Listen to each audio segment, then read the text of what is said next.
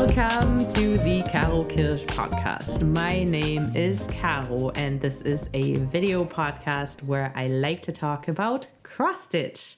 And today is still November the 21st. It's Friday, and I actually didn't say that last episode. I'm just realizing, which I filmed on the same day, like 10 minutes ago for me. I quit the camera and kind of rearranged everything. But for you, it'll be a week ago. And I did it this way because I didn't want to overwhelm last week's episode, because I decided to show you all the projects that I stitched on as part of the Great British Bake Off challenge. So if you're interested in seeing that, definitely go back, watch that video. I think it was very fun. I really enjoyed the challenge and definitely am considering to do it next year again. But yeah, I was also stitching on two other projects that weren't part of the challenge that are new starts since I started the challenge, since I kind of had all my whips assigned to a player. But yes, so I wanted to show you the progress of those two projects as well. And then I have a few things I wanted to talk about, mainly two, which I'll get to in the end. And I also want to talk about new starts I'm planning, and then just generally plans for the remainder of the year, and then also going into 2026. So let's just start with the progress I kind of didn't show you last week. And then let's take it from there, right? So the one project that I started in the middle of the challenge of the Great British Bake Off that then wasn't assigned to a player is my Blueberry J pattern, which is a pattern by JetX Stitch or Jessica Doisy. And she is a non-full coverage designer, but I really, really like her pieces and especially her color choices. So maybe let's just show you the fun color composition, the colors of his piece. I really, really enjoy that. That's what definitely drew me in, but I also just like the theme of this. It definitely reminds me of my husband because he loves blueberry pie, and I think it's a little bit of a wordplay with that. It's Blueberry Jay, and blue jays are a typical Canadian bird. So yeah, it definitely gives me husband vibes. So all in all, it made me start this project. I really, really like it. And I added 499 stitches since the last time you've seen this. And I'm stitching with all the materials called for, although there might be some CXC instead of DMC. But I have the two fancy flosses. One of them I've stitched with here. Oh, it's the lighter of the purples, actually, which is from Threadworks. And yes, the fabric is Fiber on a Whim malachite. It's called for a 40 count, but I'm stitching on 46 because the 40 count was sold out online. It's definitely blowing out the color a little bit. It's also not getting better if I go back. Last time it was better. Yeah, when I show the back, that's kind of real. For some reason, I don't know. Maybe I'm just imagining things. This looks good. This looks good. This is what it is.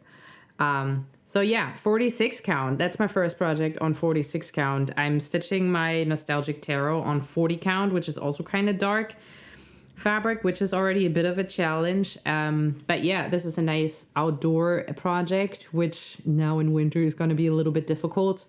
But just a daytime project, I guess, because you need very good light for stitching on 46 count. But I hope we'll see some progress in the coming month, despite it being winter. Yeah, but I'm really enjoying this. Yay. So that's the one project. And the second project is a new start. And it's not one either one of us expected. I know I was talking of purchasing a bunch of new charts in 2 episodes ago, and you would probably expect that I would have started one of them, but I haven't. I started one that I purchased forever and ever and ever ago. This is a chart I purchased at the very beginning of my cross-stitch rabbit hole time, like nearly 2 years ago. It's one I purchased together with my winter piece from an Etsy store called Pax Closet. And this one is called Yin and Yang River Scene. And as you can see, it is a round full coverage. But you'll immediately know why I like it, because it's blue, gray, and red. I love that color combination. I just love the vibe of this one. It's just kind of cool. I really, really like it. Me and my husband, I don't think I ever mentioned this, but we have a little bit of a weird hobby. We enjoy bonsai. And this, even though I don't think it is supposed to be a bonsai, it's just, I mean, the whole thing just gives me Japanese vibes, even though the yin and yang, I think, no, I'm floating. I'm not sure. I think it's more of a Chinese thing. But yes, but just that tree, it looks like a Japanese maple. And I don't know. Asian influences. I think we're on safer grounds there. It's definitely Asian. I just really enjoy this. The water, kind of the forest, the mythical forest, the ravens, in my view, that is ravens. So yay. And I had this kitted up forever ago, at least the floss for this. But I had some plans with the fabric. So I purchased some fabric, and I purchased a pre-cut Lugana 25 count fabric, and this one is where you have like an ecru beigey swirly but very, very subtle background, because the one thing I never really enjoyed with this chart, sorry for the glare by the way, was how this background was charted. In this image you don't really see that, but that was very flat color. It's basically one color, but a lot of checkerboard, and I thought you could see that a lot. So I was planning on not stitching the background, which is why I was looking for a fabric that had kind of ecru, because the main color in the background is ecru, kind of swirly texture. So the thing is, stitching that round, I always thought when you frame this piece that you will see then the outside, because finding a round frame, and I don't think I love this enough that I would have it custom framed in a round frame. That sounds just as expensive in my head to just get a square frame, but then you obviously see quite a bit of fabric around the circle. And then I thought it would be a little bit weird if that one would be cream. So my plan was to dye a fabric kind of with this dark background, but leave the center with the light fabric, and then also have it light out here. So very complicated. And the cool thing is I have it in a hoop now, and I can't even show you the proper fabric. But you'll have to come back for my whip parade where I'll take everything out of the hoops. And for now, you'll just have to kind of look at it with the hoop. You'll still see what I did. So here is my fabric, and I'm pretty happy with what I did. So I was dyeing a little bit lately. And what I did is I mapped out where that circle went. And I then, with a basting stitch, stitched around that circle, pulled it together, and kind of took also this whole corner and bunched it all up and not submerged that in the dye bath. And that's kind of what happened here. So obviously all that has color was in the dye bath, and then I omitted the stuff in the center. And I'm like super happy. I really, really like this. I don't think it's quite as dark. Well, maybe we can sort of envision this as the stitched image is, but I think it'll look cool. I think it'll look cool the way it is right now with it stitched in the middle. And yeah, I started this piece. This is a 25 count. I'm not sure if I mentioned this, and here you see kind of how the original fabric was. I gridded this. I started stitching without the grid, but I did a big mistake and I had to rip out quite a bit. And then I was like, okay, I'll grid this, and then I can stitch with a peaceful mind. So I gridded quite a bit.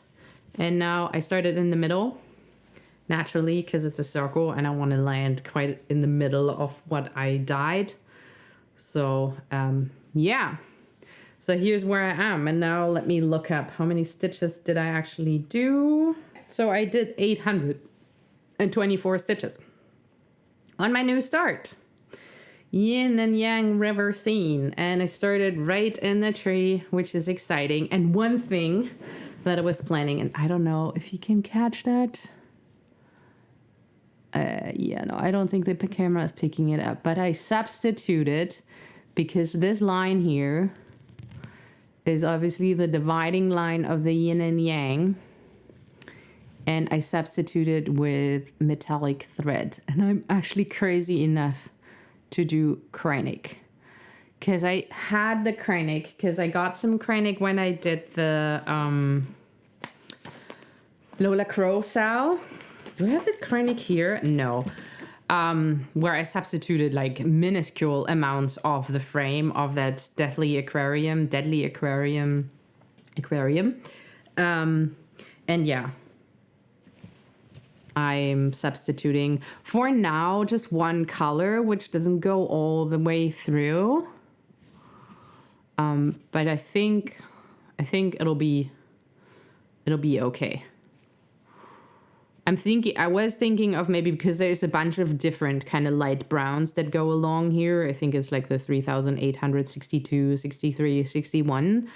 That kind of make this line, and I was thinking of maybe substituting all of them with the, and I think that color is called Old Gold. It's the Old Gold Kreinik.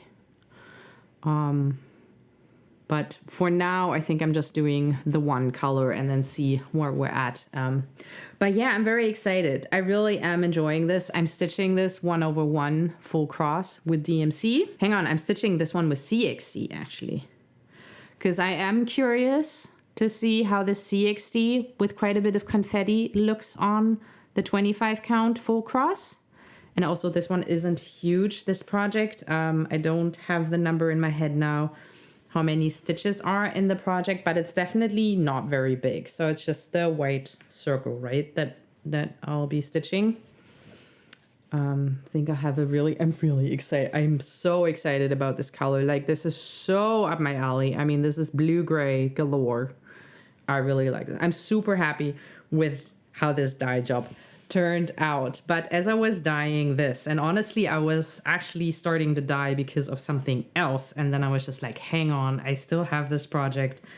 I wanted to start this so long ago, let me dye this as well. But actually, I started dyeing because of something else.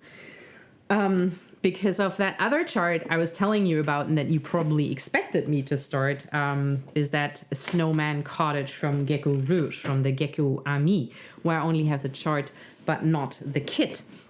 And I already tried dyeing for that a few weeks ago, which you would have maybe seen in the background. And honestly, I'm like a little bit self-conscious about this. I'm slightly embarrassed. So don't, please be kind. I know I'm not a professional dyer. So I did some beginner mistakes, I guess you could say. But I'm just going to show you, and maybe I'll do something with this. But I had some 28 count left over, and I knew I wanted like a subtle, and that's where the problem is, background for my Snowman Cottage. But I used way too much color. This got way too intense. And the other thing that happens, and I'm not even going to go crazy into detail why I did this. I tried to achieve some texture, and I used little clamps to kind of scrunch up the fabric here. And I really should have known this, but the clamps left these imprints, and they really don't look cute. They're all over. I did that in a lot of places. So yeah, I kind of like the rest of it. Like, it's way too dark for that project. I wouldn't use it for that project, but I think it could be cool for something else. But those marks, I really don't like those. So I think what I'm doing is just over dyeing this again and just turning this into a very dark blue fabric. And then maybe use it for like ornament stitching or something. I don't know. But I think I'll have to dye this again because I don't think I can get over these. because I also don't want to look at them if I stitched a full coverage on here and eventually you would cover it up. Because, I don't know, and they're just ugly. They really, really bug me. So that's my one failed attempt. But yeah, apart from those, I do like it. I think it's kind of cool. But yes, that's failed attempt number 1. And then sort of failed attempt, but I might still end up using it, is this one. And so this is the one that got me into dyeing my yin and yang river piece one. And same project, Snowman Cottage, also a 28 count, is this. So I tried my hand at ice dyeing. I mean, I think I succeeded in the level of color. I learned my lesson with using too much color, even though I think this piece could have used even less. But I did ice dyeing with this. So that's why kind of the edge isn't dyed, because all the ice cubes were kind of in the center of the piece. That's just kind of how I could lay it out. And then you sprinkle dye over the ice cubes, and as the ice melts, it just does what it wants to do. But what I don't really like is I had like huge ice cubes. I should have done it with crushed ice. So learn from my mistakes. I think this would turn out way better with crushed ice, which I totally could have done, but I just didn't know. So you see where my ice cubes were lying.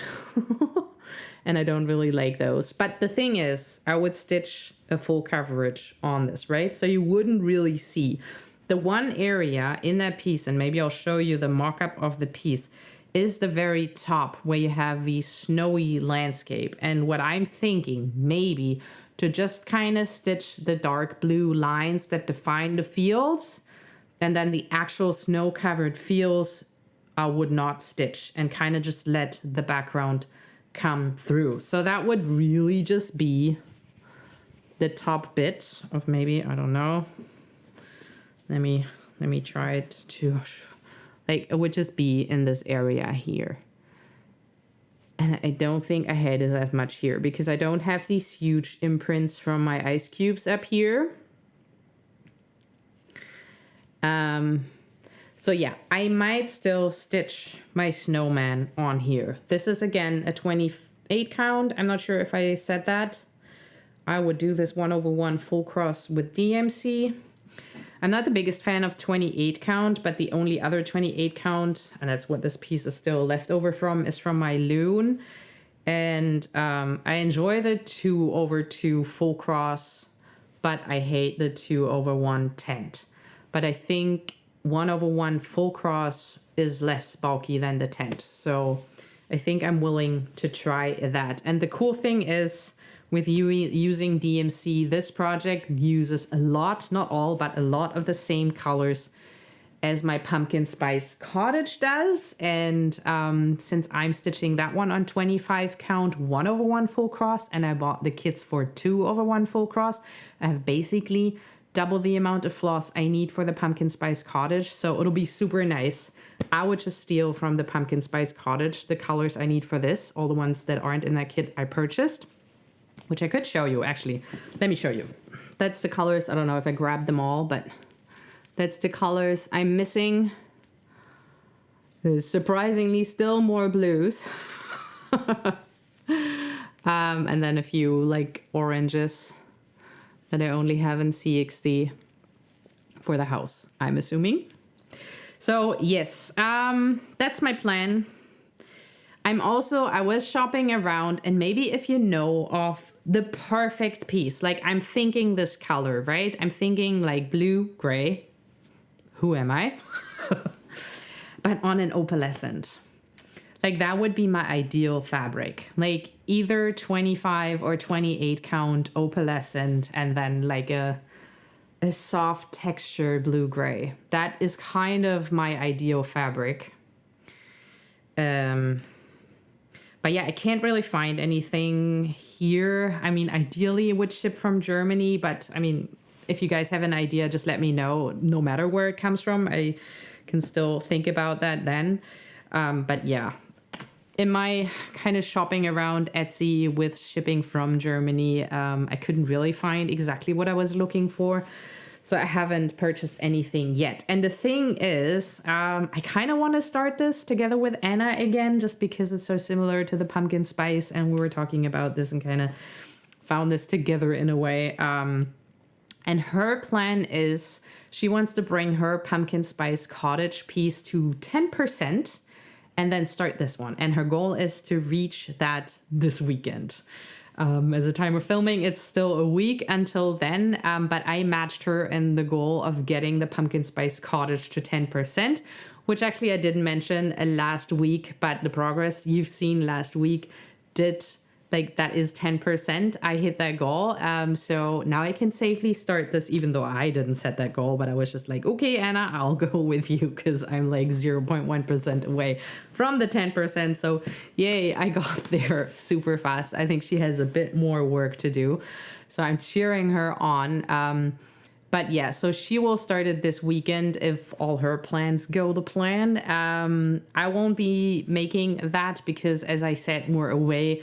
This weekend is going to be a very long drive and all that stuff, and it's going to be dark on the drive, unfortunately. So I won't be doing a whole lot of stitching in the car either. But my idea was then to start it as a 1st of December piece. And that is maybe a good segue into my plans. That was actually the main reason for this video. I wanted to talk about plans a little bit. And first of all, my plans for the remainder of the year. As I said in my last video, I reached this exciting milestone of monetizing my channel, and not that I want to earn tons of money with this, but it's just an exciting milestone. I mean, I do put quite a lot of work into my videos. I really enjoy the editing part of it as well, though. It's not just the cross stitch for me, it is the videography, even though I'm not very particularly good at it, don't get me wrong, but I love nerding around, as you guys might have noticed in my previous videos. But yeah, I thought I make the end of the year a little bit of a special time for my channel, and it's just a cozy time where you're lots at home and you might want more content to watch too. That's kind of my thinking. And a lot of people are doing Flossmass, but that's something I can pull those teeth right away. I won't be doing Flossmass. It's insane for me. I can't do daily videos. I don't think they would be very exciting, and I wouldn't manage with the level of editing I like to do. I just don't have the time to do that every single day. But I wanted to do weekly videos. So I only have like every 2 weeks I have time for these sit down things, but I thought to kind of fill that time, I could do some floss tube extras, and I have some ideas, and so far it's only plans. I don't know if I'll actually manage to upload like 4 up to 5 videos in November, December, kind of until the end of the year, just because it's a busy time as well. But whatever, best laid plans, right? But I have basically 2 floss tube extra ideas, and I would just prioritize whichever one you would like to see. So that's the first thing. I would ask some input of you guys. So my 2 ideas for the floss tube extra, and I might do both, but this will just decide which one I'll do first. The one idea is to show you kind of my floss storage and floss organization, how I kind of have my projects kitted up, how I go about with my extra skeins and how I sort everything, because I have a few DIY solutions. Actually, all of my solutions are DIY. I don't have any pre-cut thing. So that would be kind of a short video touring that with you guys. And the other idea is actually I have a journal, and maybe, hang on 1 second, I'll show that to you. So here, I have an actual journal. I mean, you know, I track my cross stitch in Notions, and this wouldn't be for tracking cross stitch. This wouldn't be for tracking any progress. This is virtually just to keep kind of an eye over your projects. And I'll just show you how I have it for my knitting projects. I really love this. I'm a texture person. I love having like floss and like extra little bits and charts and stuff. sticking in. So I made this layout for knitting, I have it for dyeing, and I have it for spinning. And I actually also now created it for cross stitch. And I thought, because I haven't started actually tracking my projects for cross stitch with this, to kind of show you, maybe just do a little bit of a flip of what I already have for my knitting, but then do a little bit of a journal with me for my cross stitch projects, setting them all up, laying them out in this, because it's something I want to do anyways. And I could just film me doing this if I find the time. This would definitely be a little bit more involved than the other video for sure, but it is something I would really like to do. And that is actually another thing that I would love to make available to you guys, kind of the templates for this to print out then yourself for this type of journal to keep track of your craft. I mean, I have all the templates for spinning, knitting, dyeing, and now cross stitch, and you could just pick and choose which one you would keep track of, and have different layouts, you know, like for projects that need a full page, and then here I have like 2 different ones that's for my spinning layout and stuff, and different information you track. So that would be the other kind of floss tube extra video idea that I could do. Hopefully, I mean, it's something I want to do for sure anyways, but let me know if you're interested and I could prioritize this. And yeah, and the other thing I would like to do in December, and that would be over on Instagram, because what I was planning on doing, at first I was thinking of doing kind of like a calendar, writing down 24 projects. I don't have that many, so we would doubling up projects, and then drawing, and then stitching on the project what I draw. And in the end, I'm doing something like this, but I just made a wheel. Here, I can show you my wheel, which I called Advent Stitch. And I put all my projects, and I just put them exactly once on there. And I would just spin this during the month of December every single day, and then stitch 100 stitches on that project. And I have this set to be fair, so I'm assuming every project will be drawn once before we get repeats. We'll see how that works, but you can change that setting. You can have it totally random, and you can have it fair. So yeah, again, I would assume we get every project once before we get repeats, and then I don't know how many projects I have in total, actually. Oof, I really should know that number, but it doesn't add up to 24 if we double everything. But that was kind of the idea. And I would do, because I think it would be kind of boring if I do bi-weekly progress videos to show you every single spin of every day, because we would see 14 spins per video. But I thought to do this spinning and then kind of the before and after as little reels on Instagram. So if you're interested in seeing that, I don't think I'll be doing a whole lot of talking. Maybe it's a quick video of my before and after, or it's just virtually a picture. But that was what I wanted to do there. So if you're not, maybe follow me on Instagram to see that and see if I keep up with that and which projects get spun. And with that, we'll have a new start. So one of the projects on here is actually a new start that I am planning together with Steph from Wild Fox Stitchery. I kind of recently re-stumbled upon her channel and really like her projects. She does a lot of lovely full coverage, but she does, and I think that's what she's kind of known for, really cool long dog samplers and interesting color combinations on there. So definitely go check her out if you need some color inspiration for your long dog samplers. I think she does a marvelous job with kind of coming up with those for her long dog samplers. But she recently did a video of her plans for December, and she showed a project that she would like to start soon that I just recently purchased and that I really, really like. And that is the full that I recently got off the Thread Geeks site. And we want to start that one together. She was kind of like, if you have any of these projects, just let me know and we can start them together. And that's exactly what I did. And then we were kind of thinking, when should we start? And then I came up with this Advent idea. And then I was just like, hey, look, Steph, I put that project on my wheel. I'm about to spin this every day in December. And would you be willing to just wait for my wheel to spin that project? And then I would let you know, because I'm in Germany, she is in the States. So she would have well noticed I would spin this in the morning. And then she kind of has a heads up. Okay, today is the day we're starting this. And then she was like, yeah, cool. Let's just go with what your wheel decides on spinning this project. And that's when we're going to start this. So that is super exciting. So there's going to be 2 new starts because, as I mentioned before, on the 1st of December, independent on what my wheel is spinning, I'll be starting the snowman cottage.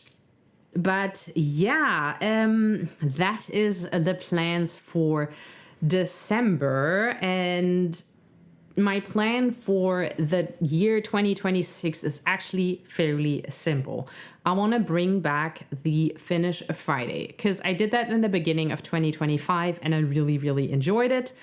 It definitely put a little bit of a turbo on my fool, the other fool, the Nostalgic Tarot fool, and it made me finish that, but it got a damper then with my Loon project because I was stuck in the high confetti. And that brings me to my second goal. I want to have a focus piece, and the natural choice for that is my furthest along and also oldest full coverage piece that I have, and that is the amazing Loon.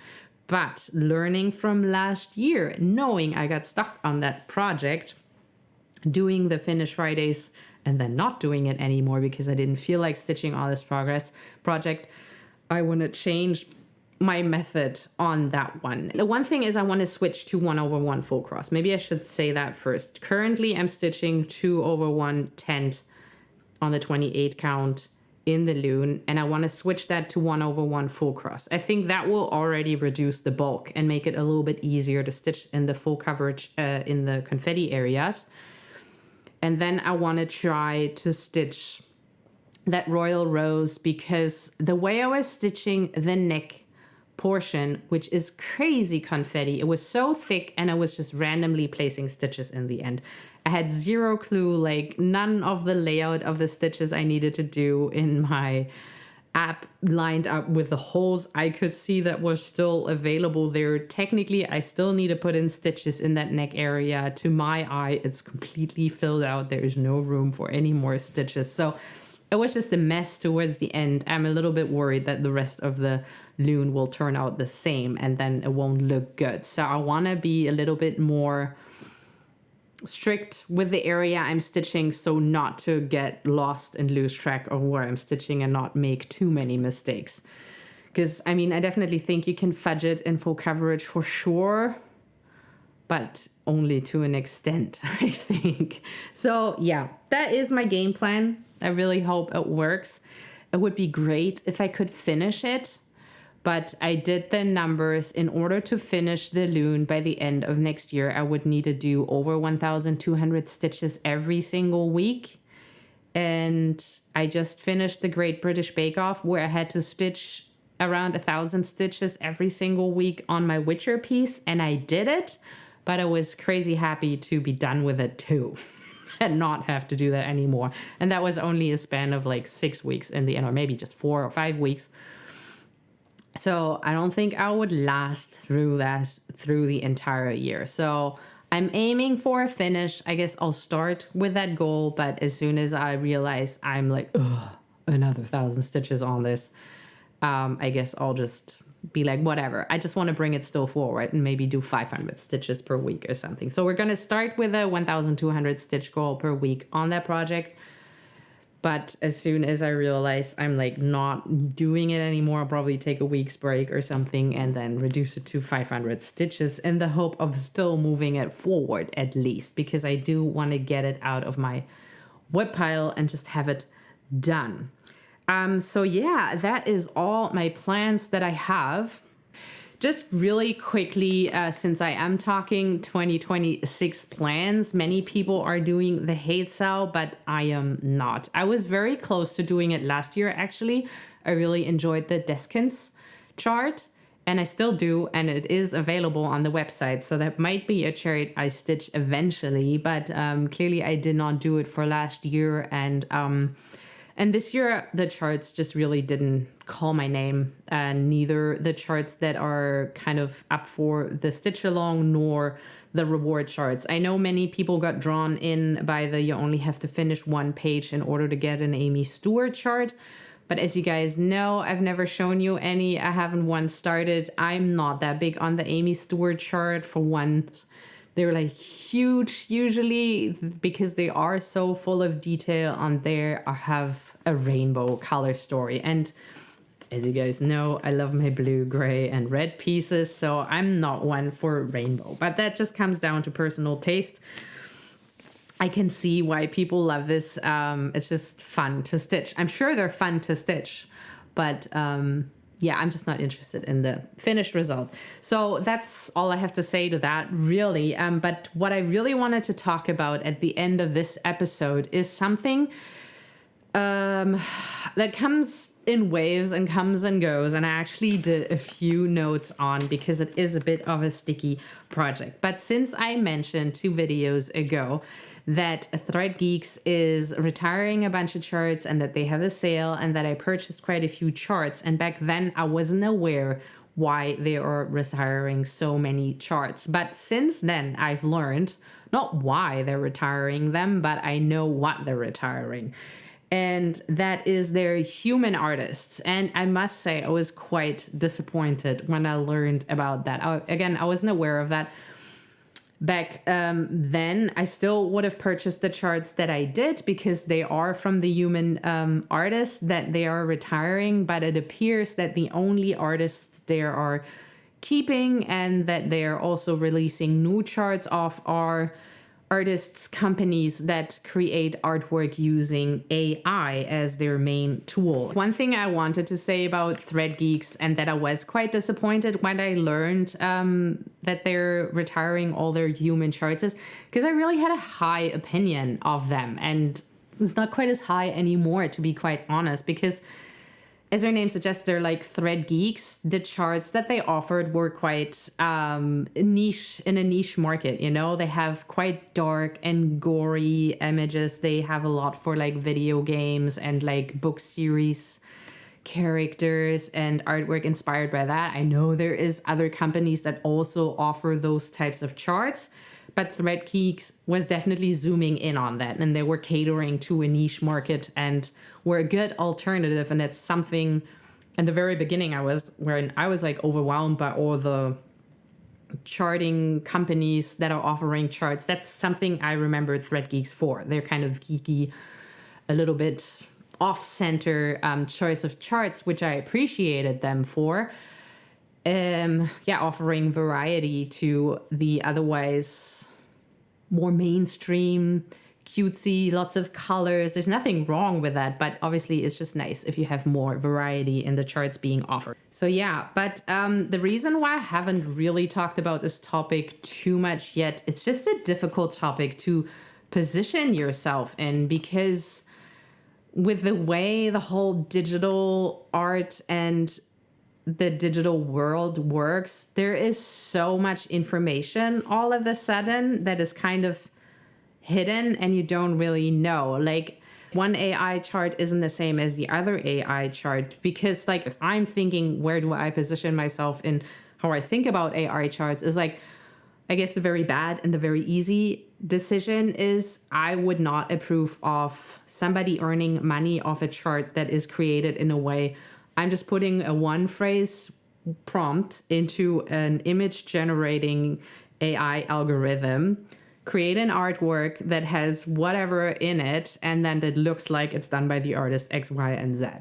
And then you have an image that looks like it's done by the artist X, Y, and Z, but clearly it isn't. It's done by AI. And that's something I clearly am against and I would not want to support. But you don't necessarily know how that AI image was created. Where I am starting to be okay with it is on charts where the AI is just part of the toolbox. Same as a paintbrush and a collage piece and a digital paintbrush and a digital collage work. is part of the tool. AI could be part of the toolbox in creating that art piece. Maybe they're doing thumbnailing with, maybe they're kind of creating a detail that they need. Maybe they're just doing compositional layouts. Maybe they're doing color stories, whatever. You know, they could use AI for so many things. I use AI in my work, not the image-based ones, but just the informational one, because I use tons of programs in my work. And some of them I know pretty well, and I don't need AI to help me. How do I do a certain thing in that software? But other softwares I've only used like whatever, a year ago once. And I'm like, oh, hang on, how do I do this thing? And then I love having AI because it's just a fancy Google in the end to give you some information on how you can, whatever, create a specific graph, blah, blah, blah. You know, that type of software I'm using. So yeah, in that way, I think it's pretty cool. And I think it's also powerful to have AI available. And I'm sure also as a creative person, it could be really cool to have such a wealth of knowledge available.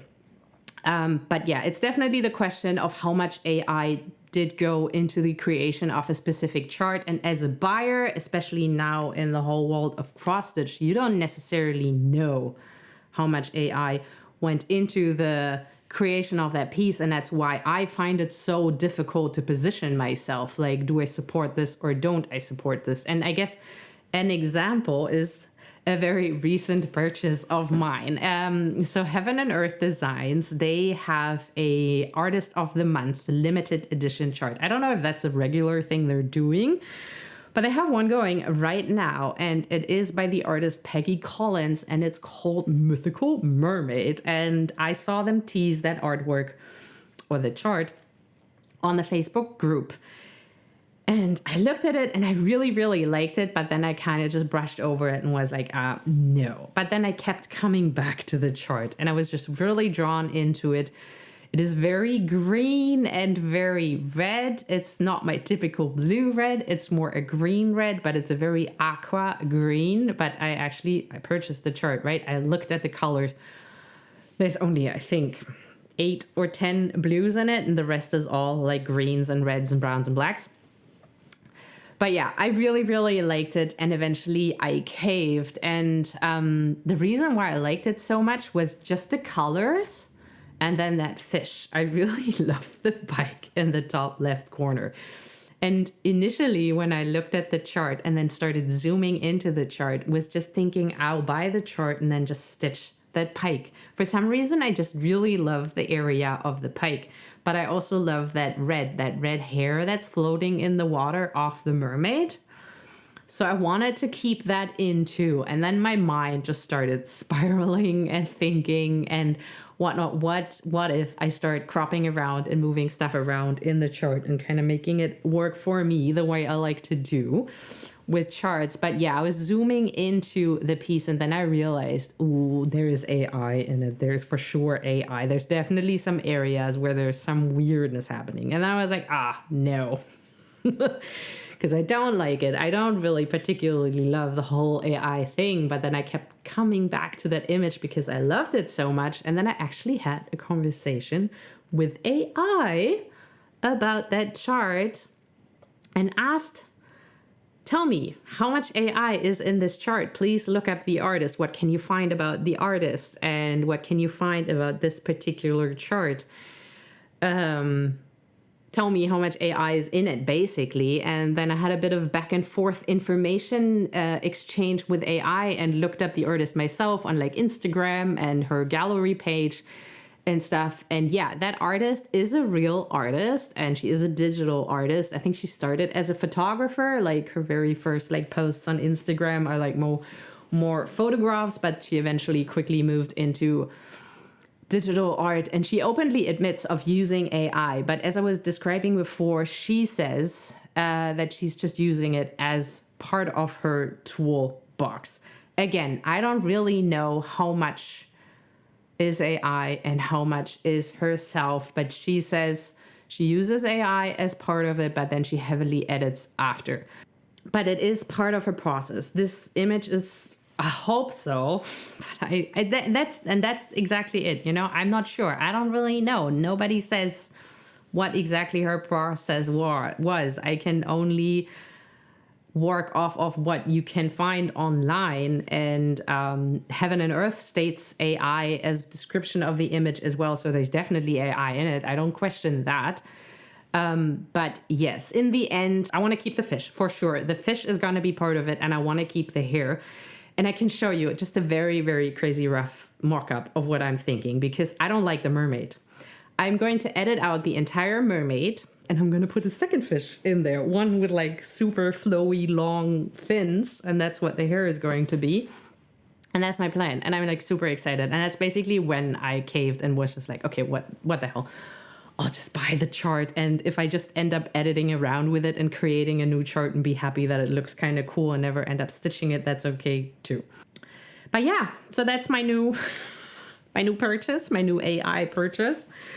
So that's my opinion. Everybody needs to make kind of their own opinion, and I do understand, because I'm totally there with you. I'm not 100% sure where I stand on the AI. I kind of know what I clearly don't like, and I kind of know how I wish people would use AI, and then there's a lot in between that is just super hard to judge, really. So yeah, it's a difficult subject, and I don't judge anybody with any kind of stance. But yeah, now we're getting into rambling territory. My notes are at an end, and that's exactly where I wanted to stop talking about this, because I didn't want to ramble, and everybody just decide for yourself. This is kind of where I stand, and I know that's a very blurry standpoint right there. But if it helps somebody to formulate their thoughts, let me know. I mean, let's start a discussion in the comments down below. What do you think about it? And please be kind to each other, be kind to me. It's definitely an important topic we should be talking about, despite it being a difficult one. Yes. Okay. I said my piece now. Let's find some kind of robotic AI emoji. I'm sure there's something down there that we could plug in there. If you watched until the end and actually listened through the whole rambliness of what this video is. It got longer than I thought, again, but that's just the nature of things. Thank you for watching, and I'll see you guys for my Floss Tube Extra next time. Bye-bye.